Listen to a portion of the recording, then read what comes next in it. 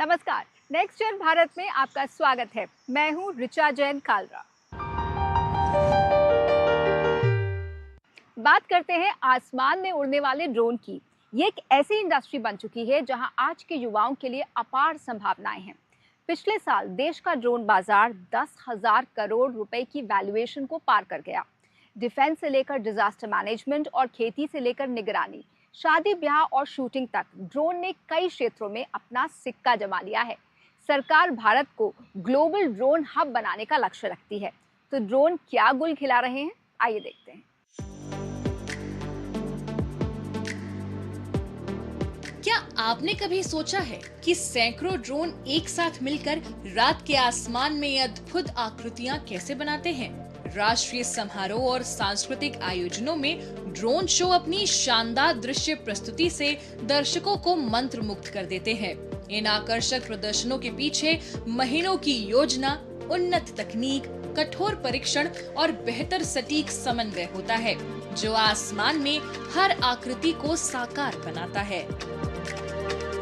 Just like you saw just now, we have sound console as well, and we have like our internal team members as well. We just connect each other via a single channel on walkies, and so that nothing collide, we coordinate with the client side as well, like to fly the drones, ki takeoff time kya hai and all that.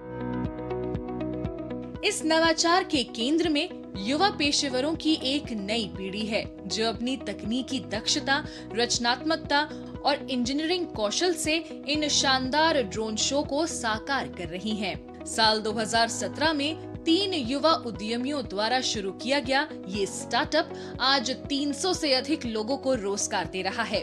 इनमें युवा engineer, programmer और नवोन्मेषक शामिल हैं, जो भारत के drone क्षेत्र को नई दिशा दे रहे हैं। कंपनी की रिसर्च और डेवलपमेंट सुविधा में ड्रोन के डिजाइन, निर्माण और परीक्षण पर काम किया जाता है, ताकि उन्हें विभिन्न जरूरतों के अनुरूप लगातार बेहतर बनाया जा सके। The idea was to build everything in house. So हम हार्डवेयर सॉफ्टवेयर कुछ इन हाउस ही बनाते हैं। The main goal was to become independent. So कैसे हम अपनी निर्भरता और देशों पे कम कर सके, ये हमारा मेन पर्पस था स्टार्ट करने का। And to some extent we have been successful, but we still have a long way to go to become completely independent in terms of all kind of drone components. जब prototype तैयार हो जाते हैं, तो उन्हें परीक्षण स्थलों पर ले जाया जाता है, जहां वास्तविक परिस्थितियों में उनकी कठोर उड़ान परीक्षाएं की जाती हैं। कई चरणों के परीक्षण और मूल्यांकन के बाद ही इन्हें अंतिम तैनाती के लिए मंजूरी मिलती है। आसमान में उड़ते ये ड्रोन सिर्फ टेक्नोलॉजी का कमाल नहीं, बल्कि इस देश की सुरक्षा की एक नई उम्मीद है। इसी बदलाव को ड्राइव कर रही है ये इंडियन डीप टेक स्टार्टअप, जिसके ड्रोन टेक्नोलॉजी ने देश के डिफेंस को एक नई ताकत दी है। ड्रोन शो ने इस तकनीक को लोकप्रिय बनाया है, लेकिन इसके उपयोग मनोरंजन से कहीं आगे बढ़ चुके हैं। आज ड्रोन का इस्तेमाल इंडोर आयोजनों, कृषि और रक्षा क्षेत्र में हो रहा है। फसल निगरानी, खेतों की मैपिंग और सटीक खेती से लेकर निगरानी एवं सर्विलांस तक उन्नत ड्रोन विभिन्न क्षेत्रों में दक्षता बढ़ाने और नई संभावनाएं खोलने का काम कर रहे हैं। ये ड्रोन हमें एक चैलेंज के तौर पे मिला था।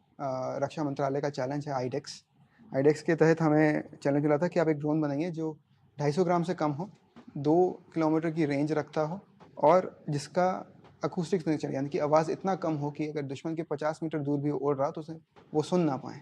तो इसके तहत हमने इस ड्रोन को बनाया है। इसका नाम अत्री है और ये ऑलरेडी सारे टेस्ट पास कर चुका है। बहुत जल्दी ये देश की सेना के काम आएगा। भारत का तेजी से बढ़ता ड्रोन उद्योग युवाओं के लिए नए रोजगार अवसर पैदा कर रहा है। Drone design, software development, artificial intelligence, electronics और फ्लाइट ऑपरेशंस जैसे क्षेत्रों में युवा बड़ी संख्या में अवसर पा रहे हैं। जो हमारा बॉटअप डायनेमिक है, उसके अंदर काफ़ी सारे यंगस्टर हैं जिनका इंटरेस्ट टेक्नोलॉजी में है। काफ़ी लोग कोडिंग में इंटरेस्टेड है, तो कोडिंग कंपनी में हमारे कोडिंग में डिपार्टमेंट में हमारे कुछ लोग टेस्टिंग में, जिनको लाइक बीटेक करके जो आए हैं, उनको टेक्नोलॉजी का बहुत इंटरेस्ट है कि हाईली कैसे इनोवेशन करते हैं, R&D करते हैं, तो वो हमारी टेस्टिंग टीम में है। और बिजनेस वगैरह, तो काफ़ी यंगस्टर जो है वो इंटरेस्टेड है टेक्नोलॉजी में। आसमान में शानदार दृश्य प्रस्तुत करने से लेकर कृषि, उद्योग और राष्ट्रीय सुरक्षा को सशक्त बनाने तक ड्रोन भारत की तकनीकी प्रगति का अहम हिस्सा बन चुके हैं। युवा प्रतिभाओं, नवाचार और स्वदेशी तकनीक के दम पर भारत का ड्रोन उद्योग लगातार नई ऊंचाइयों की ओर बढ़ रहा है। गर्मियों के मौसम में आम खाना किसे नहीं पसंद, लेकिन क्या आपको पता है कि हमारे देश में हर साल 1.5 लाख करोड़ कीमत के आम और अन्य फल सब्जियां सड़कर खराब हो जाते हैं। इसे रोकने के लिए कई युवा आजकल स्टार्टअप्स में निवेश कर रहे हैं। किस तरह टेक्नोलॉजी के जरिए फलों से नए प्रोडक्ट्स बन रहे हैं, किस तरह से फलों की शेल्फ लाइफ बढ़ रही है, आइए जानते हैं इस खास रिपोर्ट में। सेब, खुबानी, केला, अंगूर और आम, भारत हर साल 11 करोड़ टन से अधिक फलों का उत्पादन करता है। कभी बाजार की चुनौतियों और सीमित खपत के कारण इनमें से कई फल अपनी पूरी कीमत हासिल नहीं कर पाते थे, लेकिन अब युवा उद्यमी इन्हीं फलों को वैल्यू एडिशन के जरिए नया रूप, नया बाजार और नई कमाई का अवसर दे रहे हैं। पहाड़ों में उगने वाले फल अक्सर बाजार तक आने में खराब हो जाते हैं, लेकिन कटरा की एक ऐसी डिहाइड्रेशन यूनिट में उनको सुरक्षित रखा जा रहा है ताकि किसानों को अच्छा दाम मिल सके और युवाओं के लिए रोजगार के अवसर भी मिल रहे हैं। इसी सोच का एक उदाहरण है ये डिहाइड्रेटेड फ्रूट्स स्टार्टअप, जहां ताजे फलों को आधुनिक तकनीक के जरिए नया जीवन दिया जाता है। नियंत्रित प्रक्रिया से फलों की नमी हटाकर उनकी शेल्फ लाइफ बढ़ाई जाती है, जबकि स्वाद और पोषण को बरकरार रखा जाता है। नतीजा, फलों की बर्बादी घटती है और उनकी बाजार में कीमत व उपयोगिता दोनों बढ़ जाती है। डिहाइड्रेशन इज ए टेक्नोलॉजी जहाँ पे आपकी न्यूट्रिशनल वैल्यू जो 97% तक हम प्रिजर्व करते हैं और प्रोडक्ट्स की शेल्फ लाइफ जो है 1 ईयर तक ले जाते हैं। ये फल डिहाइड्रेशन की प्रक्रिया में है। सही तापमान तकनीक से इनकी नमी को धीरे धीरे कम किया जाता है ताकि इनका स्वाद, गुणवत्ता दोनों बरकरार रहे। कटरा की ये यूनिट स्थानीय युवाओं के लिए रोजगार के नए अवसर पैदा कर रही है। आधुनिक तकनीक के साथ काम करते ये युवा दिखाते हैं कि स्टार्टअप सिर्फ उत्पादन नहीं बढ़ाते, बल्कि छोटे शहरों में आत्मनिर्भरता और रोजगार की नई राह भी खोलते हैं। तो यहाँ के नौजवान हैं, युवा हैं, उनको रोजगार मिल रहा है। हमारे बहुत सारे लोग इधर काम कर रहे हैं। देश के कई शहरों में फ्रूट ड्राइंग व्यवसाय तेजी से बढ़ रहा है। इंदौर में वरुण रहेजा और उनकी मां बबीता रहेजा ने सौर ऊर्जा आधारित ड्रायर के जरिए इस दिशा में पहल की है। इस तकनीक से फलों को लंबे समय तक सुरक्षित रखा जाता है, जिससे उनकी शेल्फ लाइफ बढ़ती है और किसानों को अपनी उपज का बेहतर मूल्य मिल पाता है। यहाँ कोशिश ये है कि जो फल और सब्जियाँ पहले बर्बाद हो जाते थे, उन्हें यूजफुल प्रोडक्ट्स में बदला जाए। इससे न सिर्फ सस्टेनेबिलिटी बल्कि सर्कुलर इकोनॉमी को भी प्रमोट किया जा रहा है। यहाँ इस्तेमाल होने वाले सोलर ड्रायर पारंपरिक तरीकों से अलग हैं। तापमान, नमी और हवा के प्रवाह को नियंत्रित कर फलों को बेहतर गुणवत्ता के साथ सुखाया जाता है। कुछ ड्रायर किसानों के खेतों पर भी लगाए गए हैं ताकि प्रोसेसिंग वहीं हो सके और नुकसान कम हो। अच्छा प्रोडक्ट होता है, जो हाई क्वालिटी फ्रूट होते हैं, वो सारे वेस्ट हो रहे हैं। अब आप मानोगे नहीं, सबसे मीठा आम वही होगा जो पेड़ पे पका हुआ है, और वही आम जो पेड़ पे पका है वो कभी बाजार में नहीं आ सकता क्योंकि रास्ते में ही खराब हो जाएगा। तो जब हमने रिसर्च करी कि इसको सॉल्व करने के लिए we need to find some solution, तो वहीं पे solar drying came out to be the most best solution. Bharat में खाद्य अपशिष्ट और किसानों की आय बड़ी चुनौतियां हैं। ऐसे में तकनीक, नवीकरणीय ऊर्जा और कृषि का संगम नए समाधान लेकर आ रहा है। फलों की बर्बादी घटाने से लेकर किसानों की आय बढ़ाने और स्थानीय रोजगार सृजित करने तक ये पहले दिखाती हैं कि नई पीढ़ी समस्याएं नहीं, उनके समाधान गढ़ रही है।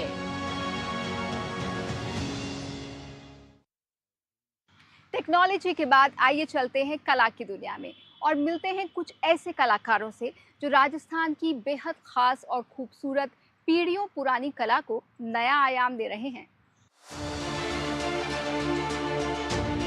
गुलाबी नगरी जयपुर अपनी समृद्ध विरासत को पीढ़ी दर पीढ़ी संजोए हुए एक ऐतिहासिक शहर है। शाही वैभव के साथ साथ ये विश्व प्रसिद्ध मिनिएचर पेंटिंग की कला को भी जीवंत रखे हुए है।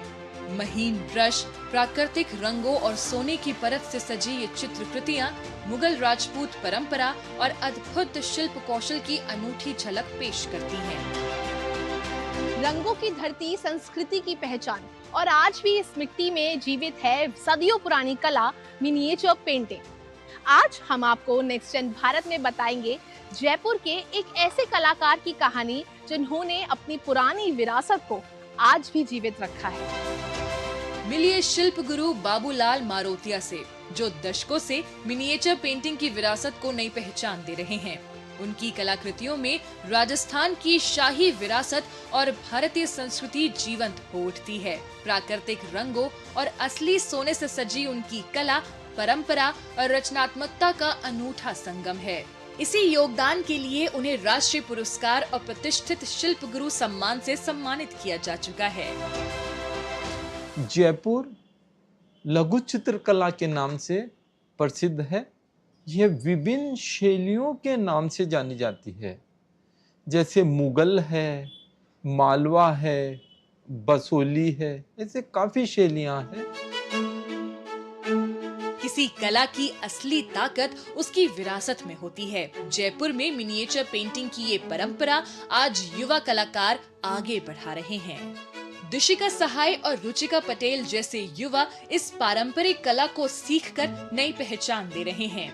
उनके लिए ये सिर्फ चित्रकारी नहीं बल्कि अपनी जड़ों से जुड़ने का माध्यम है। बाबूलाल मारोतिया जैसे गुरु अपने अनुभव से इस सदियों पुरानी धरोहर को नई पीढ़ी तक पहुंचा रहे हैं। मैं भी आगे टीचिंग करना चाहती हूँ कि अपना कल्चर को अपन कैसे प्रिजर्व कर सकते हैं। बाबूलाल सर के अंडर में काम करके मुझे ये पता चला कि कितने अच्छे से प्रिजर्व कर रखा है सर ने हमारा हेरिटेज कल्चर। अभी रिसेंटली मैंने राधा कृष्णा जी की पेंटिंग बनाई है बाबूलाल जी सर के अंडर गाइडेंस में। उसको बनाने में 6 महीने लगे। वो मैंने नेशनल अवार्ड के लिए अप्लाई की है। जब नई पीढ़ी अपनी संस्कृति से जुड़ती है तभी तो भारत की असली तस्वीर मजबूत होती है। और यही तो है नेक्स्ट जेन भारत की असली सोच, जहां परंपरा और भविष्य एक साथ चलते हैं। लेकिन राजस्थान की कला सिर्फ रंगों और कैनवस तक सीमित नहीं है। यहाँ पत्थरों में भी रचनात्मकता जीवंत होती है। जयपुर के पार्थिव राज कुमावत ने जेमस्टोन कार्विंग को नई पहचान दी है। लकड़ी की नक्काशी से शुरू हुआ उनका सफर आज रत्नों और पत्थरों पर उकेरी गई अद्भुत कलाकृतियों तक पहुँच चुका है। राष्ट्रीय पुरस्कार से सम्मानित पार्थिव राज की इस विरासत को अब उनके पुत्र इंद्रजीत कुमावत आगे बढ़ा रहे हैं, जो पारंपरिक कला को नई पीढ़ी तक पहुंचा रहे हैं।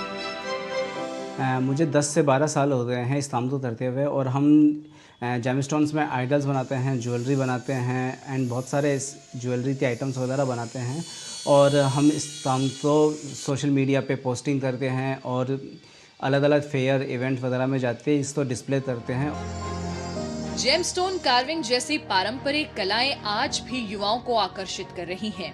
खुशबू सैनी जैसी युवा शिल्पकार इसे सीखकर आगे बढ़ा रही हैं और मानती हैं कि ये कला युवाओं को अपनी संस्कृति और जड़ों से जोड़ती है। ये एक तो ट्रेडिशनल रूट से कनेक्टेड है, ये यूनिक है, ये बहुत ही डिफरेंट काइंड ऑफ वर्क है। मैं यही बोलूँगी कि ये यूथ को आजकल बहुत ज़्यादा भागदौड़ भरी ज़िंदगी में ये डिफरेंट काइंड ऑफ वर्क है। पत्थरों की नक्काशी हो या मिनिएचर पेंटिंग, राजस्थान की ये अनमोल कलाएं आज नई पीढ़ी के हाथों सुरक्षित हैं। परंपरा और नवाचार के इस संगम के साथ युवा शिल्पकार भारत की सांस्कृतिक विरासत को नई पहचान और नई उड़ान दे रहे हैं। अब बात करते हैं आपकी रसोई से निकलने वाली उस चीज़ की जो कि खाना बनाने के काम आ सकती है, यानी इस चीज़ से आपका चूल्हा जल सकता है। कैसे? दरअसल किचन से तो रोज़ गीला कचरा निकलता ही है और अगर हर शहर को देखें तो ये लाखों टन गीला कचरा है। इस फूड वेस्ट को बायोगैस में बदलकर खाना पकाने के काम में लाया जा रहा है। आइए देखते हैं देश के कई हिस्सों में शुरू हुई ये दिलचस्प पहल।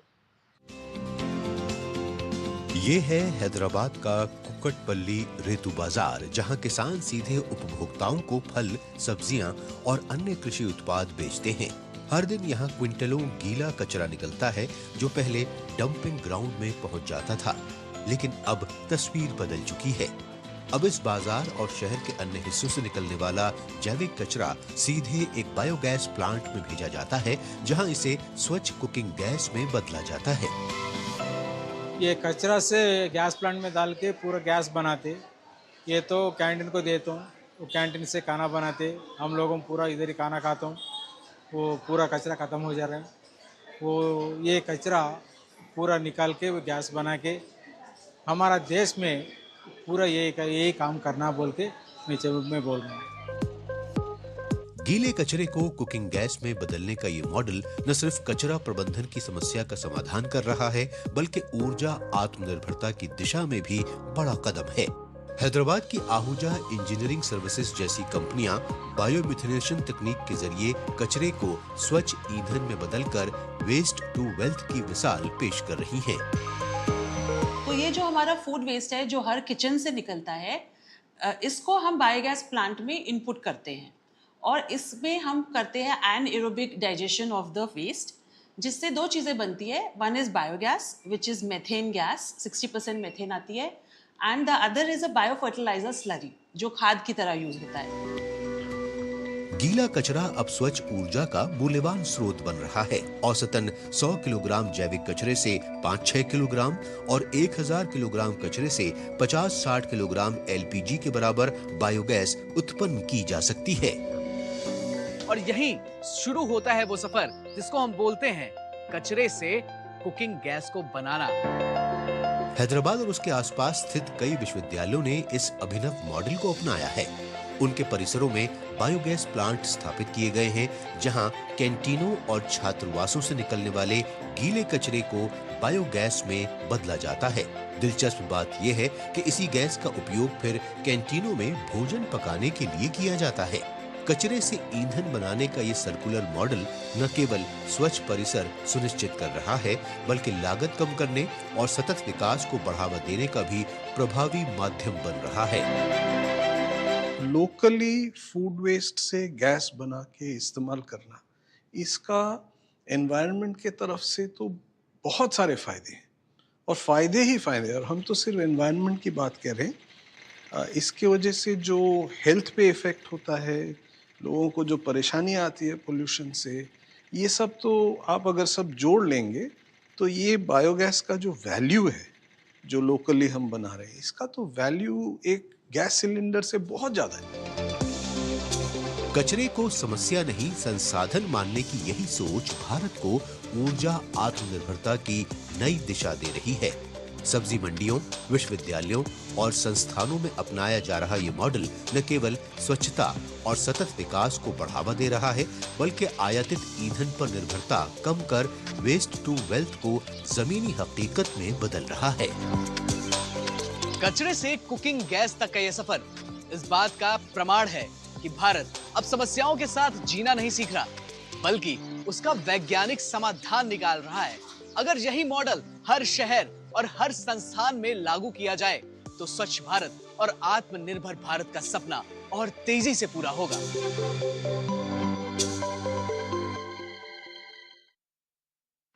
फिटनेस और हेल्थ आज के यूथ के लिए बज़वर्ड्स बन चुके हैं। जिम से आगे बढ़कर युवा अब मलखंब और एरियल स्किल्स जैसी चीज़ों को आजमा रहे हैं। मलखंब एक ऐसा खेल है जिसे भारत के एक्सपर्ट्स ने 48 देशों में पहचान दिलाई। आज बहुत सारे युवाओं को ये अपनी ओर खींच रहा है। दूसरी तरफ एरियल स्किल्स पर भी बहुत से युवा फिदा हैं। तो आइए देखते हैं इन दोनों का कमाल।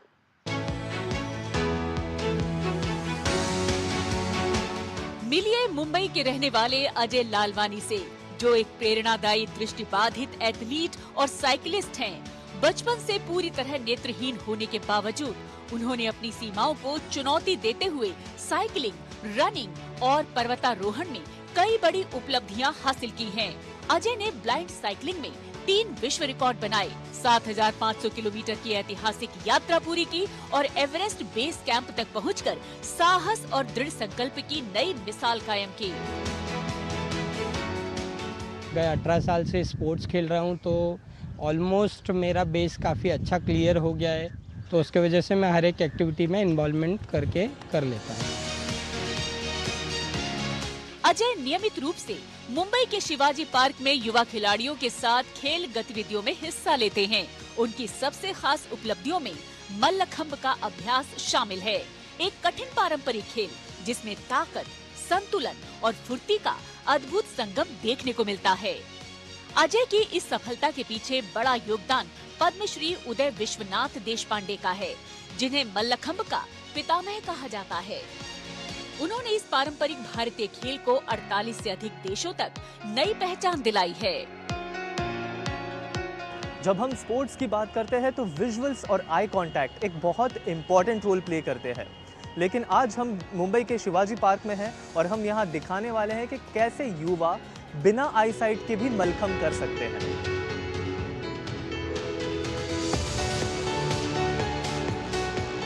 पद्मश्री उदय विश्वनाथ देशपांडे अजय लालवानी के साथ साथ कई अन्य दृष्टिबाधित खिलाड़ियों को भी प्रशिक्षण देते हैं।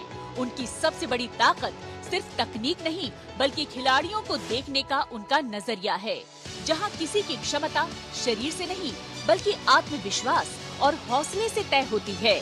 यही वजह है कि यहाँ सामान्य और दृष्टिबाधित खिलाड़ी एक ही मंच पर बिना किसी भेदभाव के अपने जुनून और जज्बे के दम पर नई ऊंचाइयां छूते नजर आते हैं। कोई भी एज का, कोई भी लड़का लड़की, महिला पुरुष कोई भी हो, मैं उनको मल्लखंब सिखा सकता हूँ। तो आज मैंने दुनिया के 52 देशों में जिनकी लैंग्वेज मुझे समझती नहीं, उनको भी मैंने इंग्लिश में या उनकी लैंग्वेज में थोड़ा थोड़ा बता के एक्सप्लेन करके जो सिखाया है वो अच्छी तरह से समझ गए, क्योंकि action speaks louder than the words. पारंपरिक एरोबेटिक्स के साथ साथ एरियल सिलिक्स भी युवाओं के बीच तेजी से लोकप्रिय हो रहा है, जिसमें कलाबाजी, नृत्य और ताकत का अनोखा संगम देखने को मिलता है। भारत में जिम और योगा दोनों ही बहुत ही पुराने ऑप्शंस बन रहे हैं। भारत की नेक्स्ट जनरेशन फिटनेस को एक नए नज़रिए से देख रही है। हम आपको ये दिखाना चाहते हैं कि कैसे मल्लखंब और अमेरिकन एरियल सिल्क का ये फ्यूजन युवाओं में कैसे एक नया ट्रेंड बन रहा है। एरियल सिल्क्स भारत के युवाओं के बीच तेजी से लोकप्रिय होता नया फिटनेस ट्रेंड बन रहा है। हवा में रेशमी कपड़ों के सहारे किए जाने वाले इस अभ्यास में हर मूवमेंट, संतुलन और तकनीक को बेहद बारीकी से सिखाया जाता है।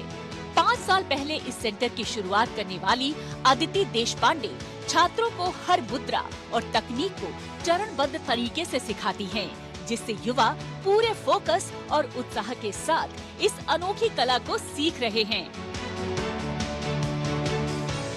अभी स्टेट लेवल, नेशनल लेवल ऐसे कॉम्पिटिटिव बन गया है वो एरियल सिल्क, तो it has a very very bright future.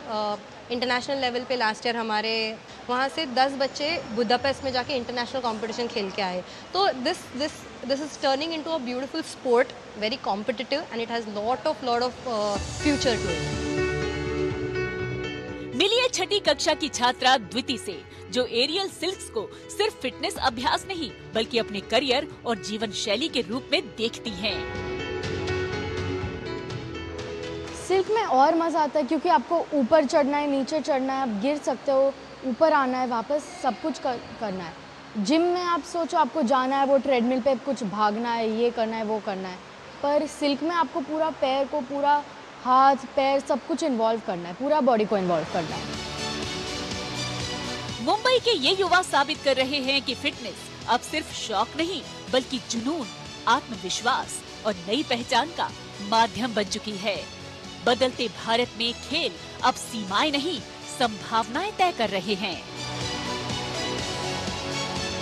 तो दोस्तों, ट्रेडिशन और इंक्लूजन ही नेक्स्ट जन भारत की असली ताकत है। जब आपके हौसलों में दम हो, then sky is the limit.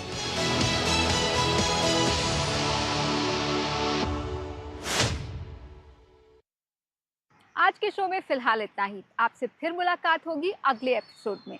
तब तक के लिए नमस्कार।